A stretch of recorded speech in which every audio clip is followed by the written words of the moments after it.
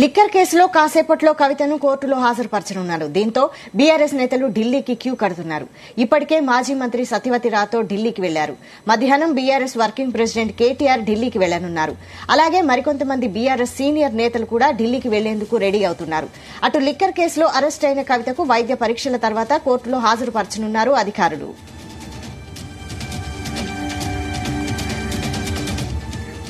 ఈ అంశంపై మరింత సమాచారం బ్యూరో చీఫ్ నరేందర్ అందిస్తారు. నరేందర్. Good morning Vaishali. నిన్న నాటకీయ పరిణామాల మధ్య మొత్తానికి ఈడీ చాలా పెద్ద ఎత్తున గంటల తరబడి విచారణ జరపడం కవితను, దాని తర్వాత సాయంత్రం 7:30 టైంలో ఆమెను అరెస్ట్ చేయడం, దాని తర్వాత 8:45కు ప్రత్యేక ఫ్లైట్ లో ఈడీ అధికారులు ఢిల్లీకి తరలించడం, రేవి సైనిక్ కోర్టులో ఈరోజు కాసేపట్లో హాజరుపరచనున్న నేపథ్యంలో న్యాయమూర్తి ముందు మొత్తం ఎత్తున బీఆర్ఎస్ పార్టీ అయితే దీని బంద్కు పిలుపునిచ్చింది. చాలా చోట్ల నిరసనలు చేయబోతోంది, ధర్నాలు కూడా చేయాలని కూడా ఇప్పటికే కేటీఆర్ గాని హరీష్ రావు గాని ఆ పార్టీకి సంబంధించినటువంటి ముఖ్యులందరూ కూడా చెప్తున్నటువంటి సందర్భం. అందుకనే బీఆర్ఎస్ శ్రేణులందరూ కూడా జిల్లాలో పెద్ద ఎత్తున నిరసనలు చేపడుతున్నారు. మరోపక్క కేటీఆర్ గాని సత్యవతి రాథోడ్ మాజీ మంత్రి ఇద్దరు కూడా ఢిల్లీకి బయలుదేరారు. వాళ్ళు ఇప్పటికే ఢిల్లీకి చేరుకున్నట్టు సమాచారం. ఏదైతే కూడా చెల్లెకి అండగా అన్న కేటీఆర్ మద్దతుగా ఢిల్లీకి వెళ్లారు. అక్కడ న్యాయ నిపుణులతో చర్చలు జరిపే అవకాశం అయితే ఉంది. బీఆర్ఎస్ సంబంధించిన లీగల్ టీమ్ తో పాటు అదేవిధంగా ఢిల్లీలో ఉన్నటువంటి లీగల్ ఎక్స్పర్ట్స్ ప్రత్యేకంగా భేటీ అవుతారని కూడా తెలుస్తోంది. ప్రధానంగా ఈ కేసులో మొదటి నుంచి కూడా బీఆర్ఎస్ పార్టీ ఆర్గ్యూ చేస్తోంది. ఇందులో కవిత హస్తమేమీ లేదు, కేవలం ఎంతవరకు అవసరమో అంతవరకు మాత్రమే ఆమె మాట్లాడింది తప్ప ఎక్కడ కూడా దీంట్లో ఇన్వాల్వ్మెంట్ లేదనేది కూడా ఆ పార్టీ చెప్పుకుంటూ వస్తుంది. కానీ కవితను కూడా చాలా సందర్భాల్లో మీడియా అడిగిన ప్రశ్నలు కూడా అది పెద్ద చిల్లి కేసు, దాంట్లో నాది పాత్ర ఏమీ లేదు, కావాలనే బీఆర్ఎస్ ని బదనాం చేసేందుకు, తన తండ్రి కేసీఆర్ ని ఇరుకున పెట్టేందుకు బీజేపీకి నాటకం ఆడుతుందని కూడా కవిత పలు సందర్భాల్లో చెప్పిన సందర్భం చూసాం. మొత్తానికైతే ఇది అలా ఉంటే మొత్తానికి బీఆర్ఎస్ పార్టీ ఈ రోజు కవిత అరెస్ట్ నిరసనగా కార్యక్రమాలను అయితే రూపొందించింది. ఒక టీం ఢిల్లీకి వెళ్లడం, మరో జిల్లా స్థాయి నేతలందరూ కూడా జిల్లాలో ఆర్టీసీ డిపోల దగ్గర కావచ్చు, కలెక్టర్ ఆఫీసుల ముందు ధర్నాలు చేపట్టాలని, నిరసనలు చేపట్టాలని కూడా ఆ పార్టీ భావిస్తోంది. ఇప్పటికే నిర్ణయం కూడా తీసుకుంది.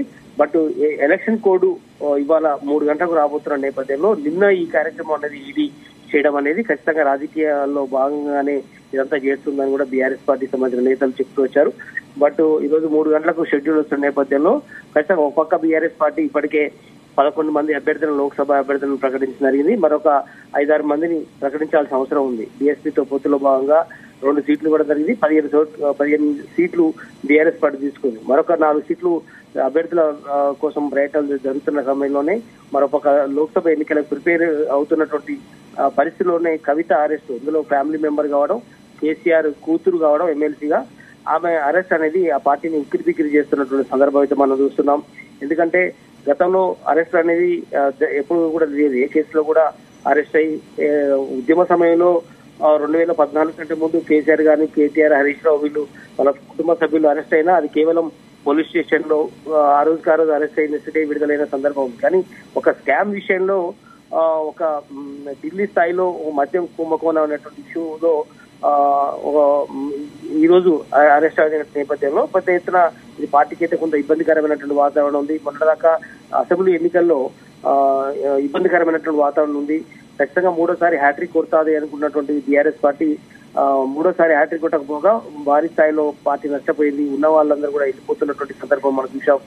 ఇప్పటికే సిట్టింగ్ ఎంపీలు 3 వెళ్ళిపోయారు, మరికొంతమంది అదే దారిలో ఉన్నారు. ఎమ్మెల్యేలు కూడా పార్టీ మారుతారని చర్చ పెద్ద ఎత్తున జరుగుతోంది.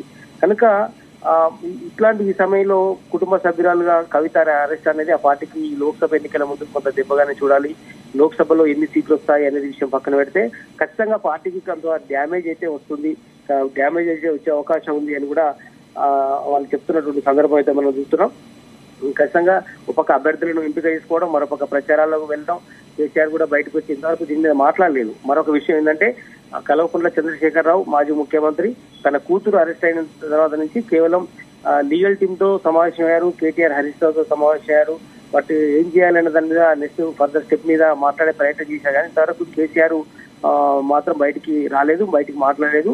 కవిత ఇంటికి కూడా నిన్న మనం కనిపించలేదు. కేవలం హరీష్ రావు కేటీఆర్ మాత్రమే అక్కడికి వచ్చారు. సంఘీభావంగా లోపలికి వెళ్లారు. ఈడీ అధికారులతో వాగ్వాదం చేశారు. అక్రమ అరెస్ట్ అని అన్నారు, ఏ ప్రూఫ్ తో అన్నారు. 19th నాడు సుప్రీంకోర్టులో విచారణ దశలో ఉన్న సమయంలోనే అక్కడికి వచ్చే సమయంలోనే ఎందుకు ముందుగానే రావాల్సి వచ్చింది, అక్కడ మోడీ రావడంతో ఈడీ అధికారులు మీరు ఎందుకు వచ్చారు అనేటువంటి సందర్భంలో కూడా ఆరోపణ చేసినటువంటి సందర్భం మనం చూసాం నిన్న ప్రెస్ కాన్ఫరెన్స్ లో. బట్ ఏదైనా కూడా ఒక పక్క మోడీ పర్యటన జరుగుతుండడం, ఒక పక్క లోక్సభ ఎన్నికల షెడ్యూల్ వస్తుండడం, ఇట్లాంటి సమయంలో కేసీఆర్ కుటుంబ సభ్యురాలుగా కవిత అరెస్ట్ అవ్వడం అనేది ఆ పార్టీకి కొంత ఇబ్బందిగానే ఉంది. చూడాల్సిన అవసరం ఉంది. దీని మీద నిరసన కార్యక్రమాలకు అయితే చేసే అవకాశం కనిపిస్తుంది. ఇప్పటికే పలువురు అరెస్టులు జరుగుతున్నట్టుగా కూడా తెలుస్తుంది. అటు ఖమ్మం కానీ, కరీంనగర్, నల్లగొండ అన్ని జిల్లాల నుంచి ఫీడ్బ్యాక్ వస్తుంది. పెద్ద ఎత్తున నియోజకవర్గ కార్యాలయంలో నిరసన కార్యక్రమాలు చేయాలనేది ఆ పార్టీ భావిస్తుంది. ఇది అప్రజాస్వామికము, అనైతికము. అరెస్ట్ అనేది ఎట్టి పరిస్థితుల్లో కూడా ఇది సరైనది కాదు. ఒక మహిళను చూడకుండా ఒక ఎమ్మెల్సీగా ప్రజాప్రతినిధిగా ఉన్నటువంటి ఒక మహిళను ఈ రకంగా అరెస్ట్ చేయడం అనేది ఎంతవరకు కరెక్ట్ అంటూ కూడా బీఆర్ఎస్ శ్రేణులు అయితే మండిపడుతున్నటువంటి సందర్భం అయితే మనం చూస్తున్నాం. ఇదంతా ఖచ్చితంగా కాంగ్రెస్, బీజేపీ గేమింగ్ లో భాగంగానే తమను అరెస్ట్ చేశారని కూడా చెప్పే ప్రయత్నం చేశారు. వాస్తవానికి బీజేపీ కానీ కాంగ్రెస్ కానీ ఆరోపణ చేస్తుంది. ఖచ్చితంగా ఇప్పటికీ లేట్ అయింది. కవిత అరెస్టు ఖచ్చితంగా న్యాయబద్ధమైంది. ఇది ఎందుకంటే లిక్కర్ స్కామ్ లో ఇన్వాల్వ్మెంట్ ఉందని అరెస్ట్ చేశారు తప్ప ఇట్లా బీజేపీ పాత్ర లేదని కూడా కిషన్ రెడ్డి లాంటి నేతలు ఇప్పటికే చెప్తున్నటువంటి సందర్భం. కానీ దీని మీద పార్టీకి ఏ రకంగా నష్టం జరుగుతుంది, ఏ రకంగా మైలేజీ పార్టీకి వస్తుంది, ఇవన్నీ కూడా చూడాల్సిన అవసరం ఉంది. లోక్సభ ఎన్నికలు అయితే త్వరలోనే రాబోతున్నాయి. షెడ్యూల్లో వస్తున్న నేపథ్యంలో ఆ పార్టీ ఏ రకంగా ఆ కార్యక్రమాలు రూపొందించుకుంటూ దాన్ని ఎలా ఓన్ చేసుకుంటుంది, ఖచ్చితంగా ఇవన్నీ కూడా కత్తి మీద సాముగా మారే అవకాశం అయితే కనిపిస్తుంది. Vaishali. Right Narender, thank you.